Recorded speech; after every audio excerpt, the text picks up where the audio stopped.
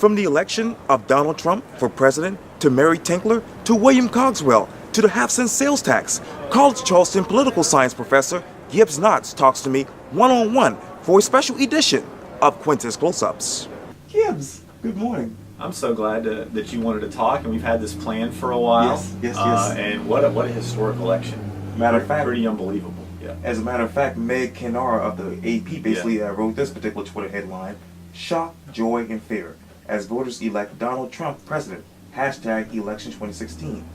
So what is shocking, what's joyful, and what's fearful about a Donald Trump presidency in your mind? Well, great question. I mean, obviously, he said a lot of inflammatory things during the election. I mean, I think, most Americans would agree with that.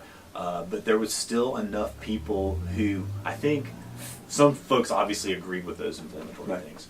But there were still enough people that maybe they didn't agree, or they didn't agree with all of it, but they felt like we needed something different, we needed a change, we weren't comfortable, those folks maybe weren't comfortable with Hillary Clinton and what she stood for. I mean, and one of the things, I mean, this ultimately, change was on the side of Donald Trump. It's very, very hard for one political party to win 3 presidential elections in a row. It's happened. It happened with Reagan winning twice, and then George H.W. Bush. But it's more of a challenge, and so that was always going to be difficult for whatever Democrat, whether it was Joe Biden or Bernie Sanders or Hillary Clinton. And so that was something that we saw play out last night.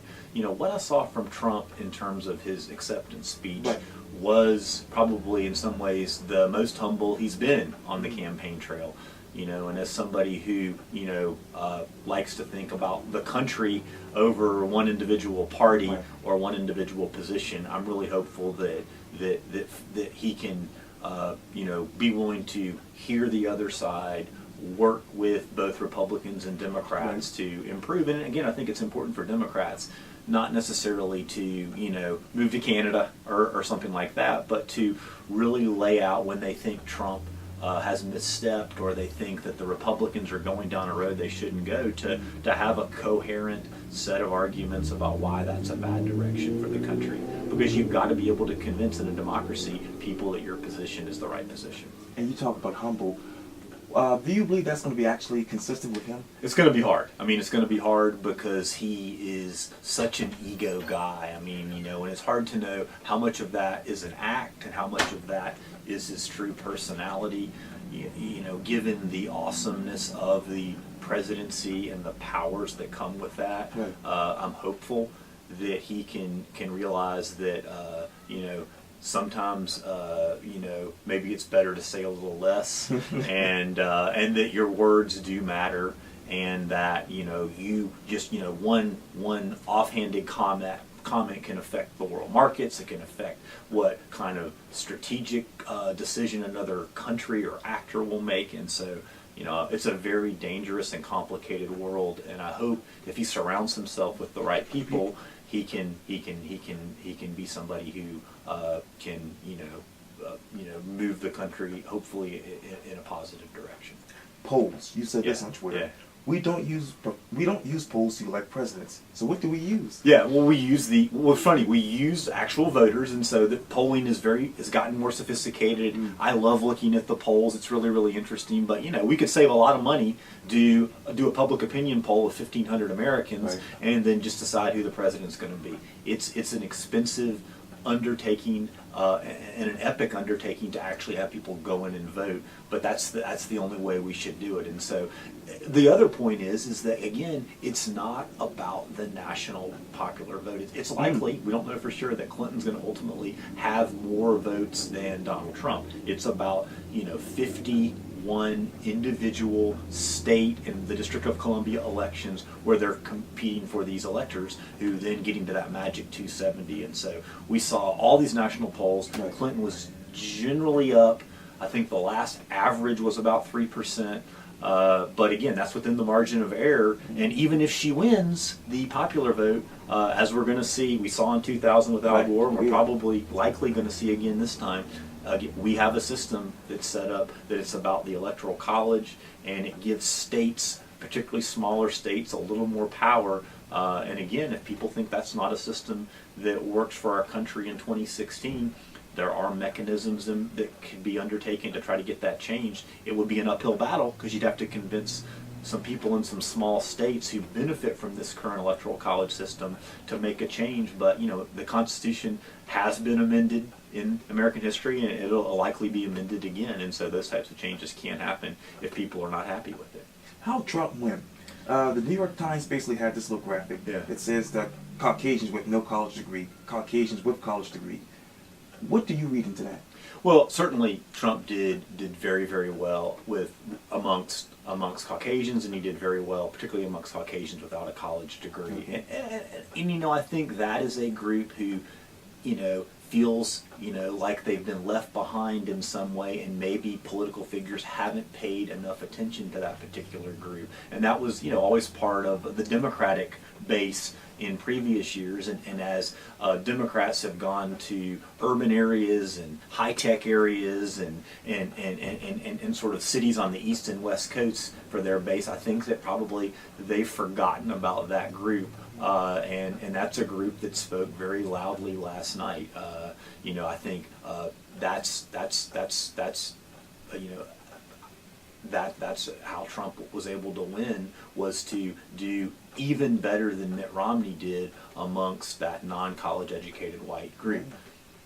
And matter of fact, we just talked about this off camera, and it's still hilarious, but like you said, he's going to be president. Yeah. But 60% of the nation says real Donald Trump, which is his Twitter handle, not qualified to be president.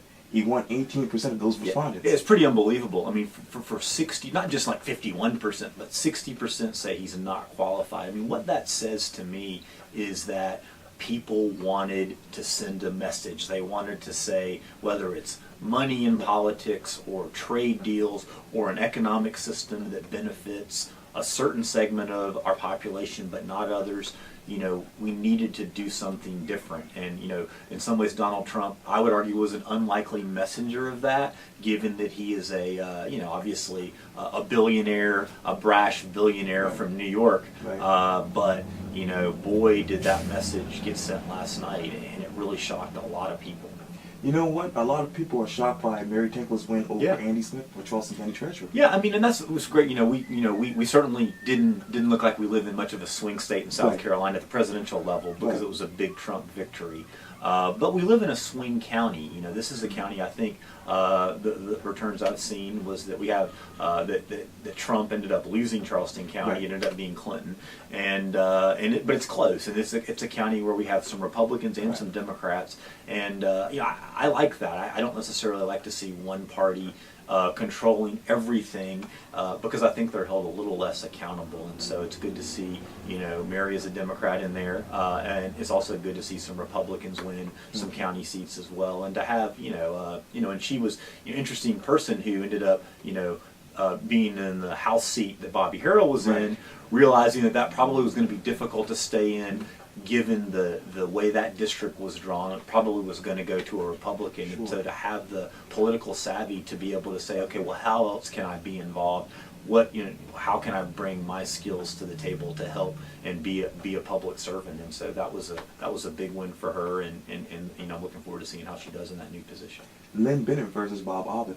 Yeah, exactly. I'm not as familiar with that particular race. What was that for? And that's Lynn's taking over for Mary Tinkler. Oh, okay, you're exactly right. Yeah, exactly. So we'll send a Republican back there. And again, it's going to be, for our newly elected members of the Low Country, for our delegation in the state legislature, we went from having, a very powerful delegation, headlined, of course, by Speaker Harrell and Senate Pro Tem Glenn McConnell, who's now, of course, at the College of Charleston. And so, it's very, very important that we have some people who can represent the Low Country. This is a vitally important part of the state with the port and tourism, and it's definitely a place that, as we saw with the half-cent sales tax, a place that people are very concerned about roads and infrastructure, and we can't do that all on our own. We're going to need help from Columbia to do that, and so I'm hopeful that we've sent some people that can represent our interest and work to not only help the state as a whole, but also folks here in the Low Country. Speaking of which, William Cogswell versus Alice Wakefield. Yeah, so that was one that obviously was a very contested primary, and political newcomer William Cogswell was able to win out on that. But again, that's a seat that is likely to stay in Republican hands. So whoever won the primary was likely to win that. It's good, but I really am very appreciative that somebody like Alice decided to stay in and run and make it a contested contest, because I do think that citizens benefit when they have some choices. I mean, we had that both in the U.S. Senate race with certainly Thomas Dixon. Did a really good job providing a voice for people who didn't want to vote for Tim Scott, as did Dimitri Cherney, who took a lot of courage to run for first congressional district seat against Mark Sanford, former governor, and somebody who has a lot of name recognition, and but to be able to say, look, here's another alternative, and I'm not surprised that Sanford and Scott won, but I was happy to see that those were contested seats. They weren't just seats that no one ran against them, either in the primary or the general. Let's talk about the half-cent sales tax. Yeah, so very, that was extremely close. Just like we had a close presidential contest nationally, that was extremely close. I mean, people are. It's something that we're going to continue to be challenged by in the Low Country. Sure. We've got really unprecedented growth, really strong growth in this region. We've been discovered. People are moving here from all parts of the country, and it's really going to put a strain on our infrastructure, and it's also raising.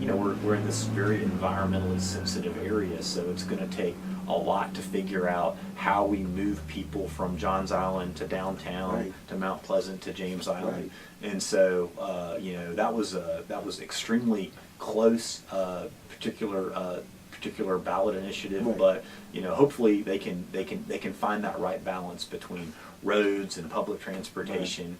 But it was one that had the chamber support, but not the Coastal Conservation League, which has been a very powerful voice. So they have to feel like a little bit of a defeat here, seeing that did in fact pass. Speaking of which, let's talk about Brantley Moody versus Ruth Jordan. Tell me about that race. And that's what Charleston County Charleston County Council District 7, and they're going to take. Well, Brantley's taking over for Colleen Condon. Oh, well, yeah, right. So I don't know much about that particular race, but certainly Condon has been in for quite a time, done a lot for Charleston County, and so again, there's been some drama on Charleston County Council, and you've covered some of that. But again, being able to have to work with the different municipalities in Charleston County and deal with some very complex issues, and so it's going to be a lot for that new person to take on. Well, Gibbs Knotts, thank you so much for your time. I really appreciate it. Absolutely. Thanks for catching up. It's always a pleasure. Thank you.